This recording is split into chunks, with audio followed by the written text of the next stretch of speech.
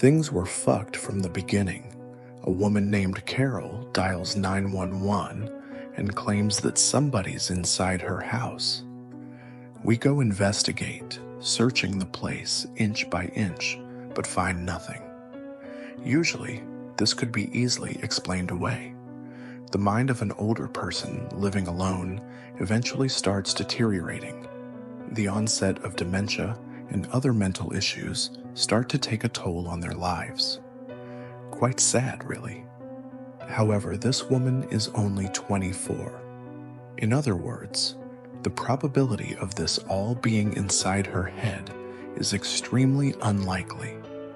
She also seemed to be terribly distraught by this whole situation. Why would she be acting? We leave her place and tell her to contact us if she sees anything again. I mean, we couldn't really do anything at that point. We were somewhat surprised when we got another call from her the very next day. We drive down there and search the house again. We find nothing again. Problem is, the house seems different this time. Almost as if there were some subtle detail that made it a separate place from the one we were in yesterday. My partner, Beck, says that he noticed it as well, but doesn't quite understand what's wrong. We decide not to say anything about this, as we tell Carol that we came up with nothing. However, she tells us to stay. I recorded him, she says. She takes out her phone and tells us to watch the video that she's pulled up. It was footage of her in the house. She's running around, breathing frantic, and then we see him. A large figure, covered head to toe in what appears to be a black bodysuit. He lumbers towards the camera as Carol screams and ducks into a room, locking it from the inside. There's a few bangs on the door before we can hear footsteps walking away. We don't know how to react to this footage, but we try anyways. We come to the conclusion that the man must have left once Carol got behind the door. However, the front door was locked when we came, and Carol told us that she hadn't left the room. Did he also have the keys to her house? That would explain a lot, but it also made this situation a lot worse. We decide to keep an eye on her house for the night. We're discreet, parking about a block down the road in an unmarked car. We're both fully awake, ready to go as soon as we see some sketchy shit. At around 2 a.m., we see somebody walking across the road towards her house. However, it isn't the man, it's Carol herself.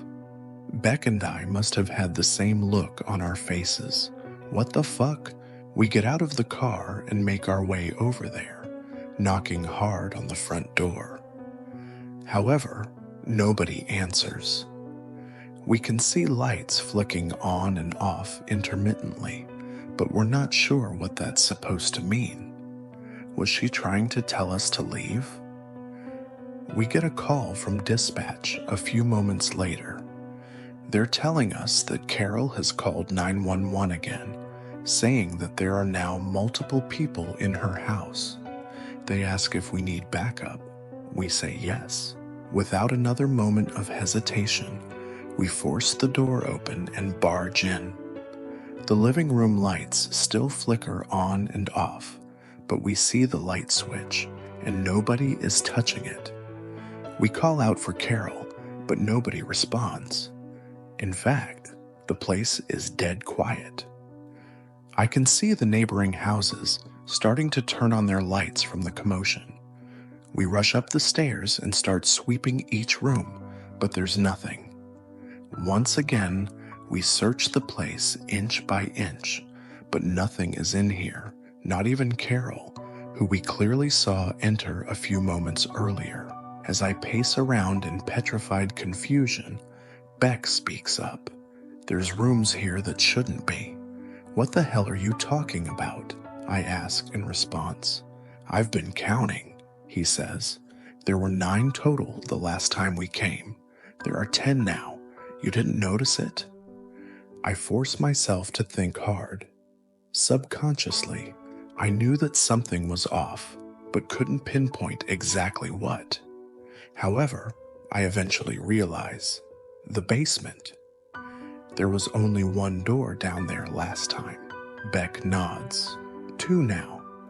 I don't know what to think. I look at my surroundings and try to make an assessment, but there's really none that can be made.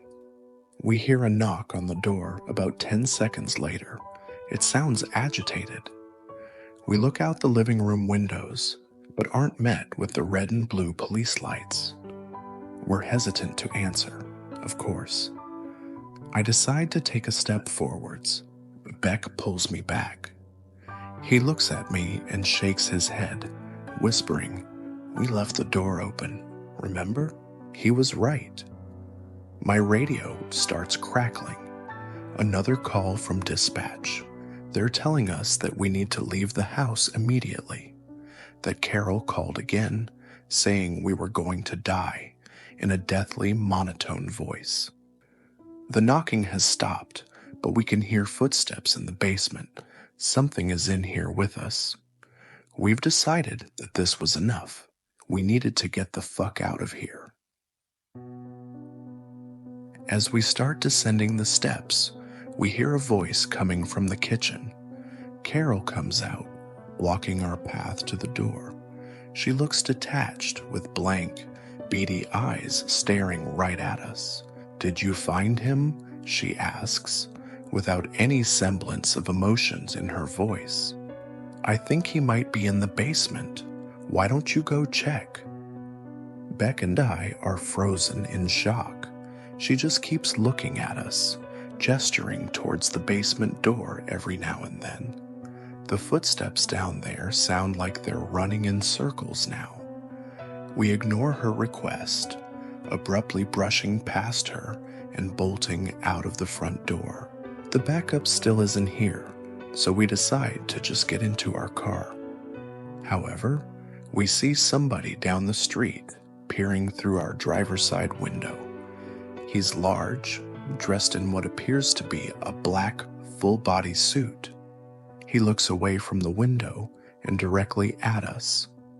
It's hard to tell from this far, but the suit doesn't seem to have any eye holes. Beck speaks up. "Sir, please, step back from the vehicle." His voice cracks in the middle of the sentence. He's terrified. As soon as Beck stops talking, the figure starts running towards us. It's fast, too fast. In the time that it takes for us to pull up our guns, we've realized that it's actually moved past us, into the house. We waste no more time, running into the car, locking the doors, and waiting until backup arrives.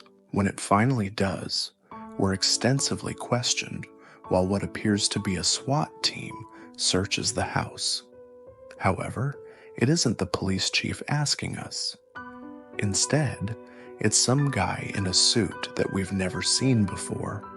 He asks us things like, how many doors were there in the house? And what did Carol look like exactly? And did we ever see a man with one eye wandering around? We answer inconclusively to pretty much all of them. We have no idea what the hell's going on. At one point, we see SWAT members carrying multiple stretchers outside and loading them into their truck. Not an ambulance, mind you, but their own truck. Eventually, the man who was questioning us tells us to go home and to report to our station as usual. He tells us not to worry about what we've seen here. I don't know how he expects us to do that. We drive back to the station in complete silence. As we park, Beck finally lets out a sigh. "Jack is fucking crazy, dude." I look at him in confusion. "What are you talking about? Who the hell is Jack?" He reciprocates an equally confused stare at me. "What the hell are you talking about?" The dude who owns the house. What? It was a lady named Carol. How'd you forget already? We hold each other's chaotic gaze for what feels like a minute, but we say nothing further. We both silently exit the vehicle and start heading our separate ways home. We both know that something's terribly wrong with the other. I try not to think about it too much as my head hits the pillow. I manage to drift off to sleep about 3 hours later, only to be woken up immediately by the telephone. Barely coherent, I answer it. "We need you." A woman dialed 911, says that somebody's in her house. My heart sinks slightly. It sinks completely when he tells me the address. It's Carol's.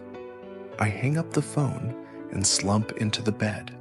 I just want this nightmare to end.